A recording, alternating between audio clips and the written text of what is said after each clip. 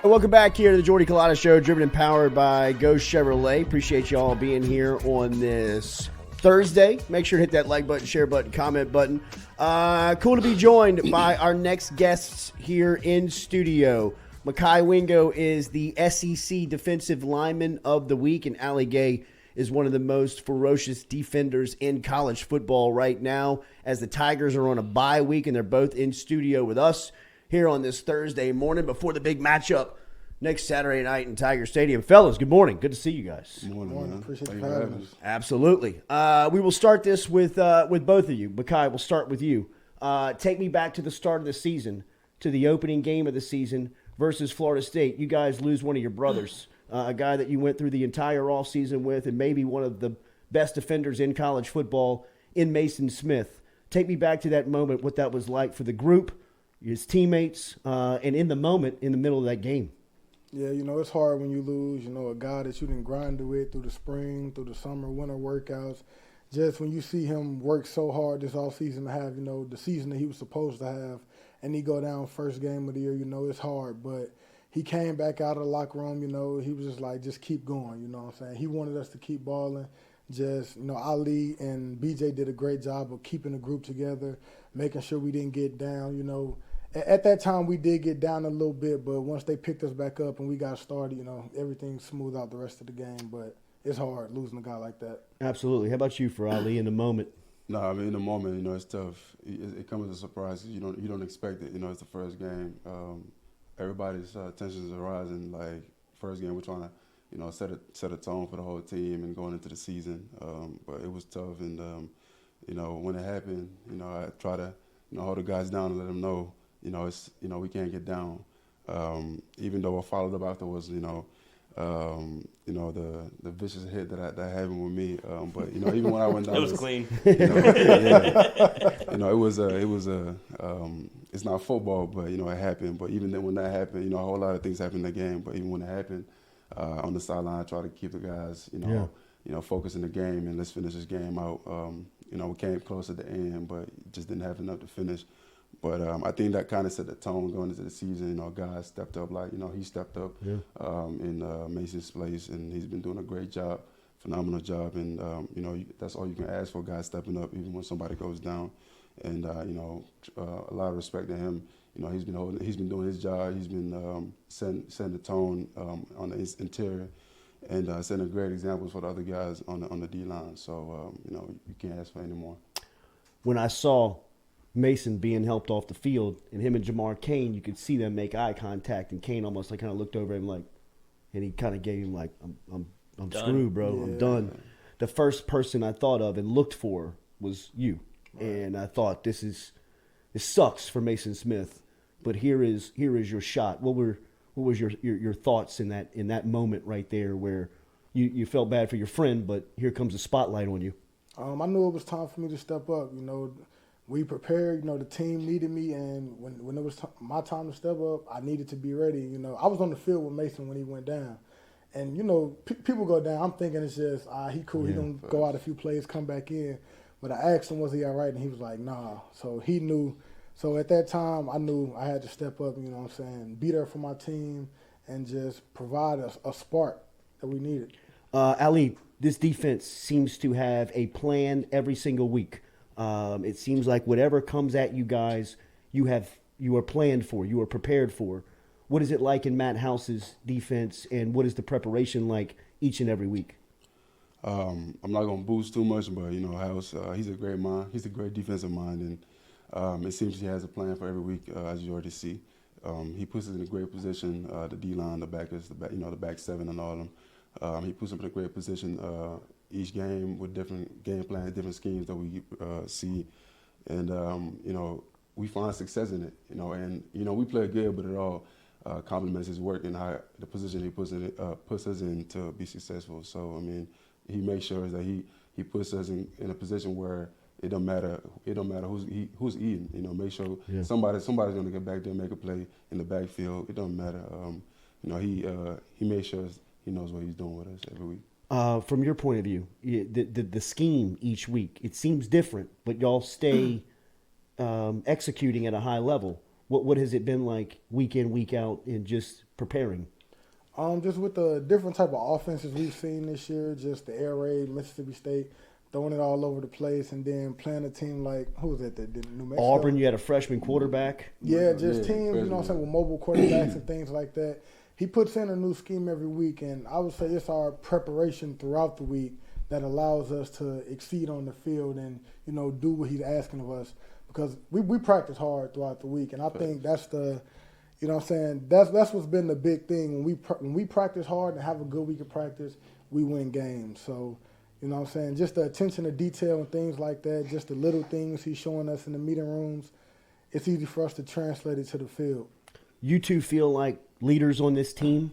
Can you express the leadership from y'all's point of view? What's the leadership like on this team from your guys' seat? You know, you see the guys like me, Mekhi, you know, Mike Jones and BJ, you know, and there's also a lot of other guys on the team that step up and speak up. It's not just, you know, the three captains that are chosen to be leaders, you know. There's, you know, small leaders in every position group, and everybody holds each other accountable. And in a team, that's what you look for, because you don't want just, you know, even though the defensive side, we have, you know, three captains, you know, and coach picks a captain every week. It's like, even though guys still, you know, pick each other up in practice, hold each other accountable with everything that we do on a weekly basis with, you know, the questionnaires and all of that. Guys do a really good job holding each other accountable, making sure everybody's on top of their thing. So, you know, the day of practice, when we come in, everybody's handling their business, went to class, tutoring, all of that. And it's those small things like that help us build habits. So when we go on the field, guys know, okay, this is what we got to do. We know the mission. Let's follow through it and, you know, get the job done. But respect all the guys on the team, because everybody is, you know, buying into what coach is, you know, trying to provide for the team and everything. So, you know, that's why, well, we are where we are right now, because of everything that we have done, building habits and holding each other accountable. So that's really been key for us. One of the cool things to see was Keyshawn stepping up in leadership roles, especially that speech in the locker room at Florida. What was that like for you as teammates to see or hear him in that role, and what is it like seeing him kind of embrace the leadership on this team? You know, also he's done a great job, and it's mainly starting in practice. You know, he's practicing really hard, bringing guys with him, you know what I'm saying, trying to bring the receivers, bring energy to practice. And I would just say he's doing, you know what I'm saying, he's doing a great job leading the team, just doing his role, and he's been playing well. So, and I applaud him for just, you know what I'm saying, starting to bring people with him and doing things like that. So he's been great.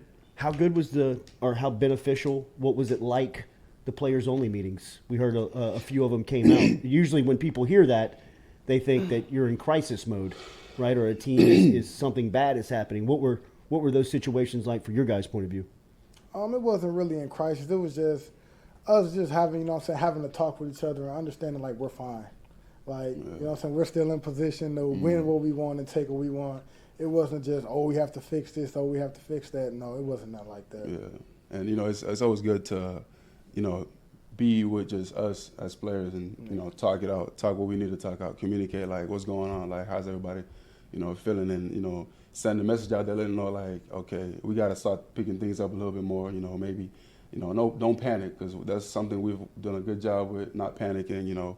You know, we've realized that we're a team that, you know, when we're down, you know, what we need to do is, you know, get back up. We don't need to panic, you know, and that's something we need to communicate with each other and let everybody know, okay, like, we got to pick things up a little bit, you know, special teams, defense, offense, everybody got to step up and, you know, like I said, keep each other accountable more in practice, because those are the habits that we build that carry on to the games. And that was really the message. So it wasn't nothing like, okay, you know, we're losing, like, we got to know, like, it was just like, you know, wake up a little bit more. Like, let's do a little more, you know, because we know what we're capable of, so let's go out there and show it. Seems like all the stuff you guys were talking about in the offseason, SWAT teams, leadership, accountability, it comes through on Saturday. It seems like the little things in the program may be separating kind of the big wins here or in the season. You've been here for multiple years. Can you talk about maybe the difference on why these games seem to be going your way now and you're winning?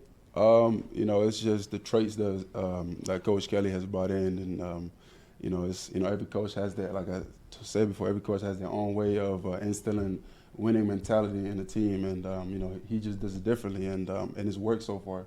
like at SWAT teams, leaders, 10 leaders on the team, and each SWAT team holding their team to a certain extent to where you got to do what you got to do. So coach is not on your butt every day. But it's definitely made the little things mean more, because the little things have carried on to the big things, which is what's happening now. Us having as much success that we're having, and credit to coach and his staff and everything, and the strength staff. They've done a really great job making sure that they're providing us the traits that we need to go out there and carry it on the field. What does Harold Perkins do for the defense? Yeah, he opens a lot of things up. He's a special talent. To be that young, he's just so fast. Like when he want to go full speed, it's just like that. It's nothing to it. So yeah, he's a great player. He's all around the field, and what I'm saying, he's learning the defense. Whenever we go out there, he does exactly what we ask of him and more. Yeah. So yeah, he's a great player. Take me back to this game a year ago. Give me what are your thoughts on Perkins?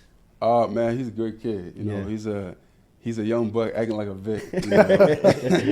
He's already a vet around the facility, man. But it's just the way he carries himself.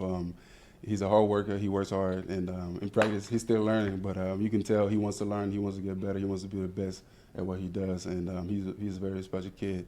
And the sky's the limit for him, man. We love having him as a teammate. There must be a certain energy around Perk whenever he is, because every time we ask somebody about him, everybody's face kind of like lights up a little bit. No, he's a special kid. Yeah, he's a special kid, man. That's just I smile because every time I see him, it's just jokes and laughing and smiling. So he's a good kid. Ali, take me back to this game a year ago when y'all got off the bus. It seemed different, and then y'all punched Alabama in the mouth and had a chance to win this game late into it, and specifically from the defensive standpoint. What was different about that night? It seemed like y'all got unlocked that night. Yeah, no, it's crazy because I wasn't at that game. I was at home. That's right. With an injured shoulder, just had surgery.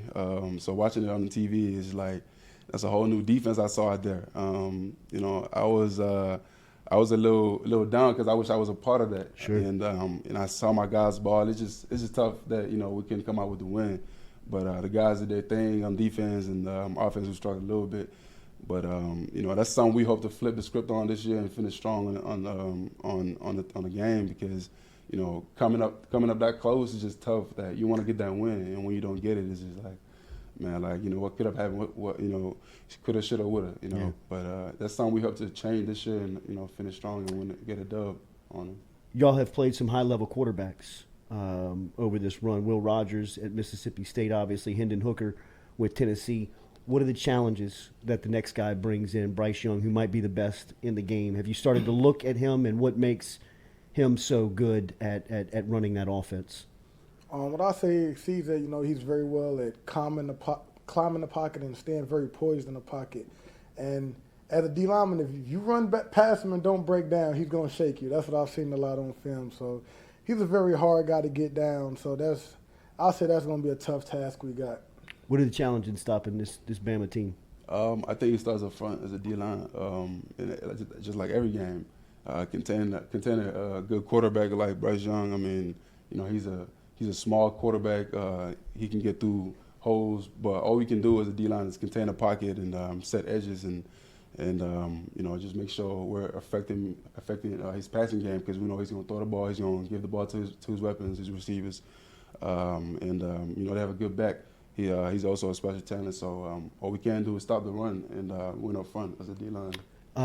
Can you talk about the in-game adjustments that y'all are able to make on the fly? It seems like y'all are so well coached going into the game, but what's been most impressive to watch is the way that y'all are able to kind of tinker and change in the game. Can you talk about the processes of how that works?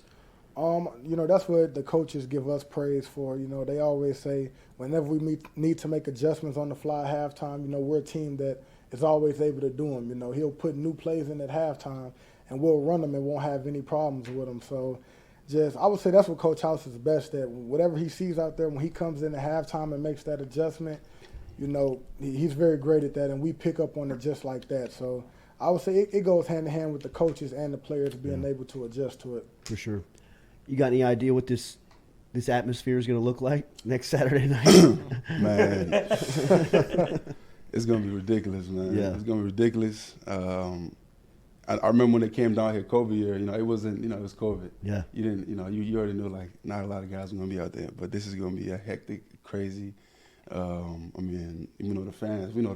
They're gonna be the fans. Yeah, it's gonna be rocking, man. I can't wait. Better or worse. Do y'all talk about that y'all are number one in the SEC West right now? Do y'all realize? Do y'all talk about that within the building? Is that something that y'all are even paying attention to right now?